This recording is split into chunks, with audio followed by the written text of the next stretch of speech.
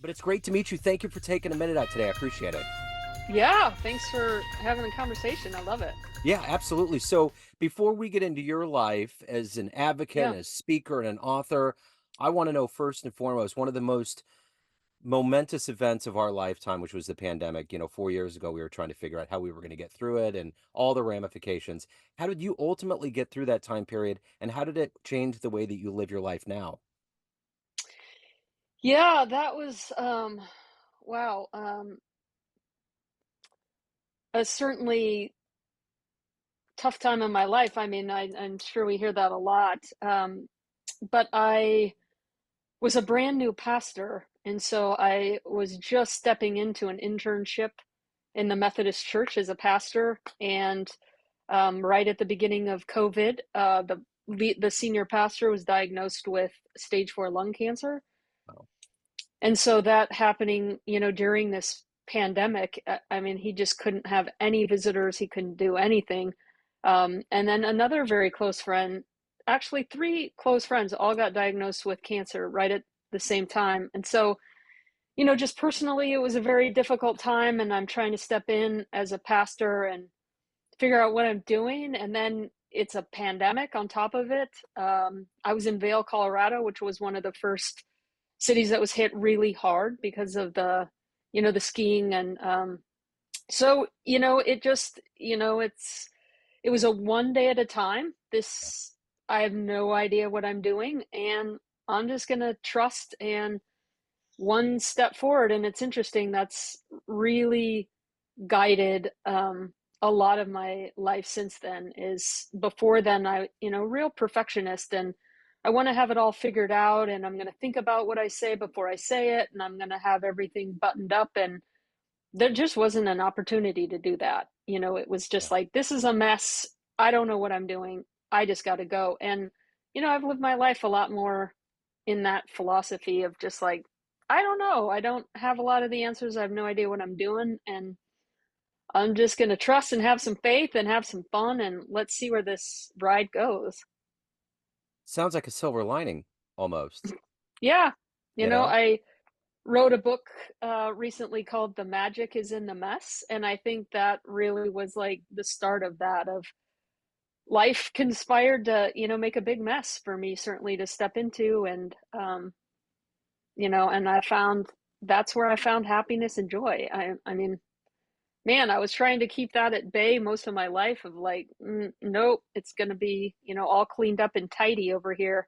I got it all handled. And then leaning into that space of like, wow, I have nothing handled. Um, wouldn't you know it? That's where I found myself. That's where I found joy. Just last place I thought. Yeah. I remember there was an episode of Seinfeld where Costanza did everything opposite. Yes, Remember it that? is. Yes, I do. And it was like, Yes, I, and everything opened up. There was all these things that just opened yeah, up. I feel like I'm having a Costanza epiphany in life. Like, That's it. wow, I'm just going to do it the opposite. I'm going to get super messy. I'm going to get foolish. I'm going to, lean into fear and mess and all these things that I was like the antithesis of me. And wow, Go for it. my life has been awesome. That's excellent. So let's get into exactly what you do on a daily basis. I'm going to put you in front of a Sure. bunch of third graders. It's career day. And one of the Yeah. kids is curious and says, "Hey, what do you do for a living?" How do you answer that child? I would say I have fun for a living.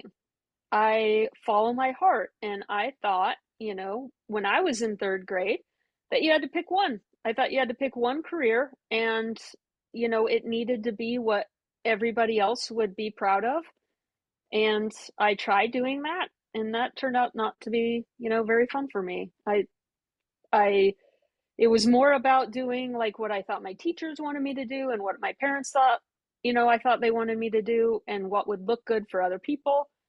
And that made me incredibly depressed. And man, I just really was, living a life that wasn't true to myself. And so I let go of that and I follow my heart. And in a lot of ways, I've come back to being a third grader and just that kind of beginner's mind, and trying things that I never thought that I could do.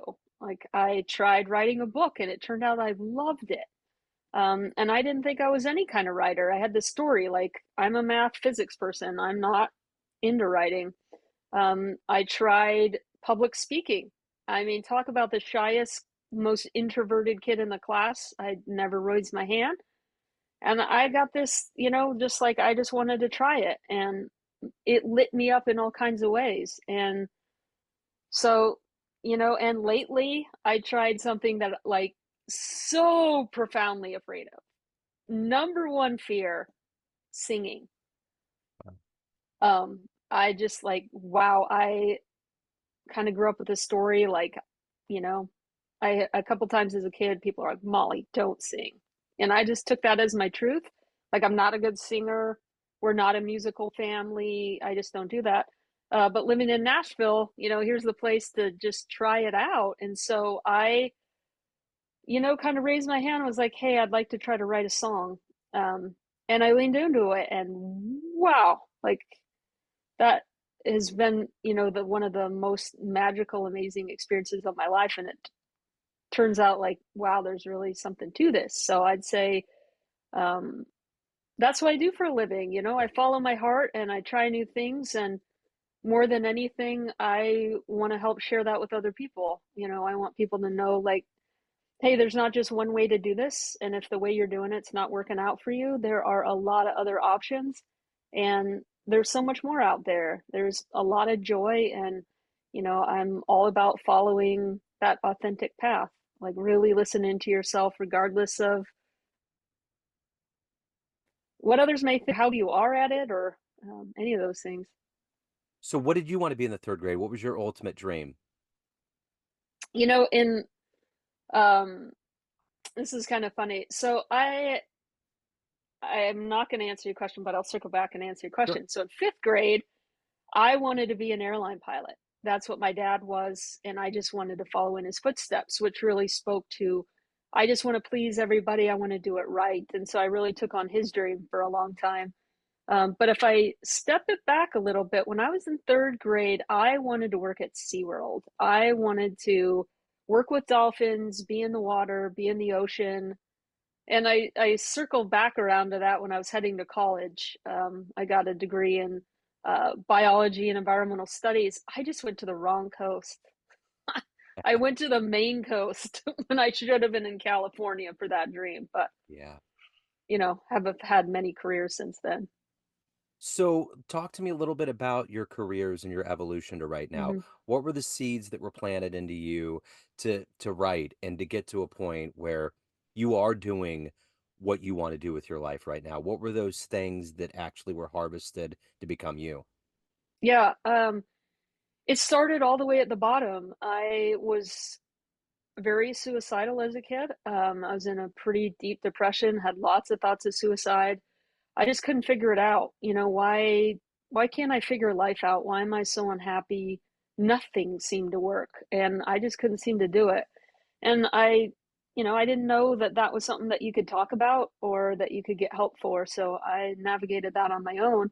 And at 35, I just couldn't do it anymore. And so at this point, I knew like how I could take my life, and I came so close to it. And the thing is it scared me, which is, kind of weird that I had been wanting my life to be over for most of my life. And now it was at the point where it could be over, and it really shook me. And I had this divine moment of something came in that was like, Molly, what if you lived your life for you? And honestly, like that had never occurred to me. I am not kidding. Like I just was so lost in trying to do it right and follow the flow and be all things to all people. And so that was about 15 years ago, and I just was like, okay, I'm just going to take one step and I'm going to start asking myself what feels true to me. And I'd been managing medical offices, quite successful at it, but I did not love it. I didn't even begin to know who I was. And so I started just asking that question, like what do I love to do? And pretty quickly it came in, I want to write a book. And that just felt like the polar opposite of who I knew myself to be. I, didn't talk about feelings or emotions growing up. it just like, hey, all good here. And so I wrote a memoir about my suicidal ideation and leaned into it. And it just like, it was just interesting. The more I leaned into something that just felt so out of character for me, the more I felt myself of, wow, this is something I really love. And it turned out like, wow, I have some gifts here. And so I wrote that book, and then I really wanted to start speaking. And again, that was something just so outside of my comfort zone, who I know myself to be, but I had this like inner kind of nudge to do it. I asked for some help. I hired a speaking coach, and it lit me up like nothing else. I mean, when I am speaking in front of a room or just in the conversation, I just feel so me. It just feels like really expansive. And then that led into advocacy work. I spent the next, 12, 13 years doing suicide prevention work, speaking a lot, doing a lot of intervention trainings, prevention trainings, working in the jails, in the schools, in the hospitals, in people's homes. And I love that. And the more I got into that work, I started working with younger and younger individuals, and I started going into the elementary school, and I was astounded. Like in Colorado, the suicidal rate, among first and second graders was off the charts. And it just made me, really step back and say, I can continue to do this work and I can get really, really good at doing interventions. But why are our kids so in so much pain? What's going on here? And so that was a really another kind of heart moment of, I'm going to try my hand at ministry. And I didn't grow up in any faith. I I like didn't even never open the Bible, and I just had this strong call to go to seminary. And so I was like, okay. So I went to seminary and found a real love of community. And I think there's, some amazing gifts in the church about community and hope and coming together and something bigger than yourself. And that was, an amazing time. And really going through seminary helped really open up myself in a lot of ways and look at ways of being, beliefs, and ways of, seeing myself that I had just kind of made up my mind when I was little, that this is the way that it is, and started to open some of those boxes and look at myself through a broader lens. And so that led to um, coming out at almost 50 years old, and never saw that for myself at all. And um, married a woman, and then quickly got myself kicked out of that church and moved to Nashville. And here we are. So it's been quite a ride, I Wow, tell you. that is quite a ride. Right? Yeah. So, So who's been a hero for you? You've obviously needed inspiration. mm. Who has that been for you? It's interesting, and this is the first time I think I would have answered it in this way, but musicians have been heroes to me. Like since I was little, I have loved listening to kind of the older stuff. I've loved Johnny Cash. Like, and kind of out of nowhere, I didn't really know anybody that was listening to his music. My brothers were Metallica, you know, um and similar. But I really loved Johnny Cash. I loved Elvis and um, Jerry Lee Lewis and Buddy Holly, and there was just something about them really wanting to do their music authentically. And I loved watching those documentaries when I was little, and kind of never really knew why. It was just something that I was very intrigued by. But I think that has really been a guiding light for me of um, following your passion and following your heart and doing it the way that feels true to you, even though, wow, it just is not what people are used to. I mean, those really, really early documentaries of Buddy Holly and him playing in like roller coaster rinks, and people are like, what are you doing? But he's like, this is me. Or same Yeah. with Jerry Lee Lewis. It's just like Yeah. I don't know. I've just kind of been leaning more into that. Yeah, no, Probably I get it. Nashville has an Yeah. influence on that. Absolutely. So what has been kind of your motivation to get up every day? You know, obviously you found your place in the world, but what is it that consistently gets you up and that gets you to spread the message and to help others? What is that gumption for you every day? Yeah, it's interesting. For a long time, my prayer, my hope, was that I would want to wake up in the morning. And that's really what I was going for, of just how can I want to wake up? And following this path of really changing my definition of success from, having all the things, the degrees, the accolades, the followers that I started out with my definition of success, and then, moved into, I want to know who I am. I want to know the full expression of myself. And, I think that curiosity really is a fire for me. The one thing that drives my life more than anything is learning and growth. I want to continue to learn about myself and other people and humanity. And so I think that's a huge piece that gets me up. Um, and I also have a real desire to help people who have struggled. Um, I know that road of suicidal depression, it's excruciating, it's lonely, it's scary. And I know that there's something on the other side of it. And I wholeheartedly believe, like, if I can heal myself out of that space, anybody can. And I love sharing that hope. I love working with people who are profoundly stuck, and um, I want to, help those feeling othered, or help those feeling on the margins, that they are so needed and there is more than a place for them. That is just inspiring and really fills me up to do that work. So, of all of the things that you've been through and that you've become at this point in your life, what are you the proudest of? Um, that's such a good question. I would say I am so proud of who I am. I am proud of the work that I've done to heal myself, to love myself, and the fact that I can say I love who I am. I am proud of myself and I love how I look.